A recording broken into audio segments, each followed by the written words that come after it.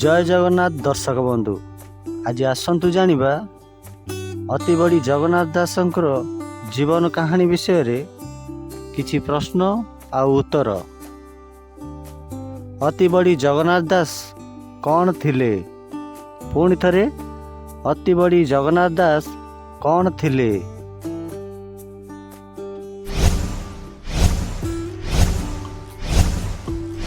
सांगमाने यार सठिक उत्तरटी हेउची साहित्यिक।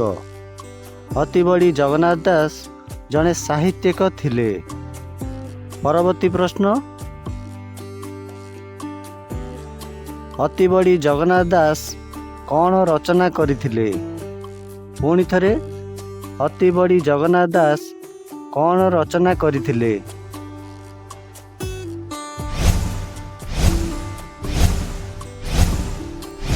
सांगमाने यार सठिक उत्तरटी हेउची भागवत। अति बड़ी जगन्नाथ दास भागवत गीता रचना करथिले। परवर्ती प्रश्न, अति बड़ी जगन्नाथ दास केउठारे जन्म ग्रहण करथिले? पुणी थरे अति बड़ी जगन्नाथ दास केउठारे जन्म ग्रहण करथिले?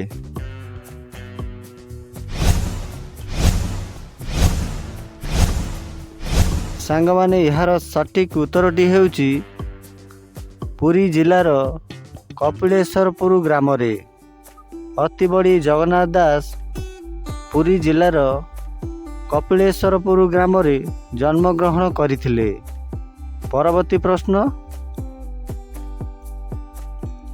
अति बड़ी जगन्नाथ दास केउ मसीहारे जन्म ग्रहण करथिले? पुणी थरे अति बड़ी जगन्नाथ दास केउ मसीहारे जन्म ग्रहण करथिले?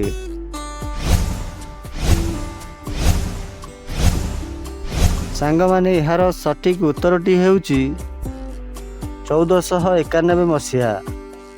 अति बड़ी जगन्नाथ दास 1491 मसीहारे जन्म ग्रहण करथिले। परवर्ती प्रश्न, अति बड़ी जगन्नाथ दास केउ मसीहारे मृत्युवरण करथिले?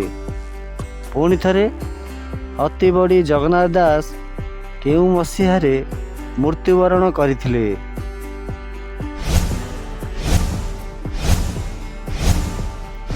सांगमाने यार सठिक उत्तरटी हेउची 1550 मसीहा। अति बड़ी जगन्नाथ दास 1550 मसीहारे मृत्युवरण करथिले। परवर्ती प्रश्न, अति बड़ी जगन्नाथ दासंक पितांक नाम कौन थिला? पुणी थरे अति बड़ी जगन्नाथ दासंक पितांक नाम कौन थिला?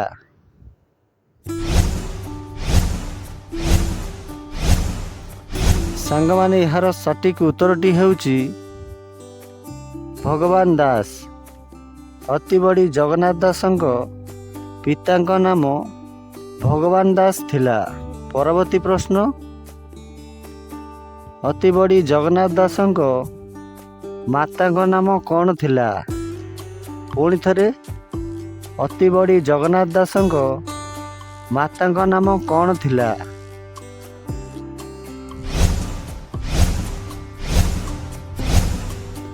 सांगमाने यार सठिक उत्तरटी हेउची पद्मावती देवी।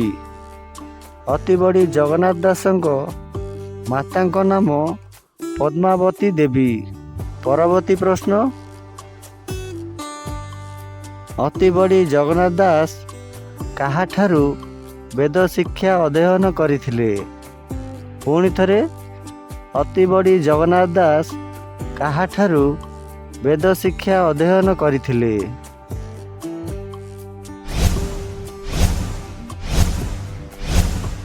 सांगमाने यार सठिक उत्तरटी हेउची गुरु आचार्यंक ठारू। अति बड़ी जगन्नाथ दास गुरु आचार्यंक ठारू वेद शिक्षा अध्ययन करथिले। परवर्ती प्रश्न, अति बड़ी जगन्नाथ दास केउठारे धर्म पारायण करुथिले? ପୁଣି ଥରେ ଅତି ବଡ଼ି ଜଗନ୍ନାଥ ଦାସ କେଉଁଠାରେ ଧର୍ମ ପାରାୟଣ କରୁଥିଲେ?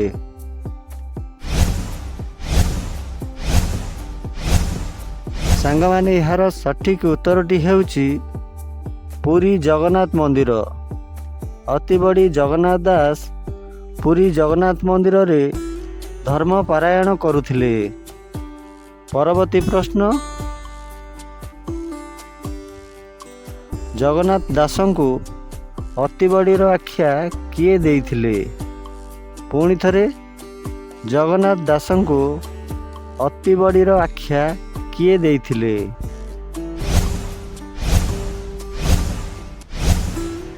ସାଙ୍ଗମାନେ ଏହାର ସଠିକ୍ ଉତ୍ତରଟି ହେଉଛି ଶ୍ରୀ ଚୈତନ୍ୟ। ଜଗନ୍ନାଥ ଦାସଙ୍କୁ ଅତି ବଡ଼ିର ଆଖ୍ୟା ଶ୍ରୀ ଚୈତନ୍ୟ ଦେଇଥିଲେ। ପରବର୍ତ୍ତୀ ପ୍ରଶ୍ନ, ଅତି ବଡ଼ି ଜଗନ୍ନାଥ ଦାସ କେତେ ବର୍ଷ ବୟସରେ ଦେହତ୍ୟାଗ କରିଥିଲେ? ପୁଣି ଥରେ ଅତି ବଡ଼ି ଜଗନ୍ନାଥ ଦାସ କେତେ ବର୍ଷ ବୟସରେ ଦେହତ୍ୟାଗ କରିଥିଲେ? ସାଙ୍ଗମାନେ ଏହାର ସଠିକ୍ ଉତ୍ତରଟି ହେଉଛି 60 ବର୍ଷ। ଅତି ବଡ଼ି ଜଗନ୍ନାଥ ଦାସ 60 ବର୍ଷ ବୟସରେ ଦେହତ୍ୟାଗ କରିଥିଲେ। ପରବର୍ତ୍ତୀ ପ୍ରଶ୍ନ, ଅତି ବଡ଼ି ଜଗନ୍ନାଥ ଦାସ କେଉଁ ଭାଷାରୁ କେଉଁ ଭାଷାକୁ ଭାଗବତ ଗୀତା ରଚନା କରିଥିଲେ? ପୁଣି ଥରେ ଅତି ବଡ଼ି ଜଗନ୍ନାଥ ଦାସ କେଉଁ ଭାଷାରୁ କେଉଁ ଭାଷାକୁ ଭାଗବତ ଗୀତା ରଚନା କରିଥିଲେ? ସାଙ୍ଗମାନେ ଏହାର ସଠିକ୍ ଉତ୍ତରଟି ହେଉଛି ସଂସ୍କୃତ ଭାଷାରୁ ଓଡ଼ିଆ ଭାଷାକୁ। ଅତି ବଡ଼ି ଜଗନ୍ନାଥ ଦାସ ସଂସ୍କୃତ ଭାଷାରୁ ଓଡ଼ିଆ ଭାଷାକୁ ଭାଗବତ ଗୀତା ରଚନା କରିଥିଲେ। ପରବର୍ତ୍ତୀ ପ୍ରଶ୍ନ, ଅତି ବଡ଼ି ଜଗନ୍ନାଥ ଦାସଙ୍କୁ ମହାନ କାମ ପାଇଁ କେଉଁ ପୁରସ୍କାର ଦିଆଯାଇଥିଲା? ପୁଣି ଥରେ ଅତି ବଡ଼ି ଜଗନ୍ନାଥ ଦାସଙ୍କୁ ମହାନ କାମ ପାଇଁ କେଉଁ ପୁରସ୍କାର ଦିଆଯାଇଥିଲା?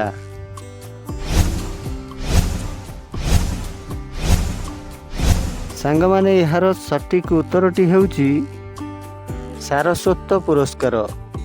ଅତି ବଡ଼ି ଜଗନ୍ନାଥ ଦାସଙ୍କୁ ମହାନ କାମ ପାଇଁ ସାରସ୍ୱତ ପୁରସ୍କାର ଦିଆଯାଇଥିଲା। ଧନ୍ୟବାଦ। ଆପଣଙ୍କୁ ଏ ଭିଡ଼ିଓ କେମିତି ଲାଗିଲା କମେଣ୍ଟ କରି ନିଶ୍ଚୟ ଜଣାଇବେ। ଦେଖା ହେବ ପରବର୍ତ୍ତୀ ଭିଡ଼ିଓରେ। ଜୟ ଜଗନ୍ନାଥ।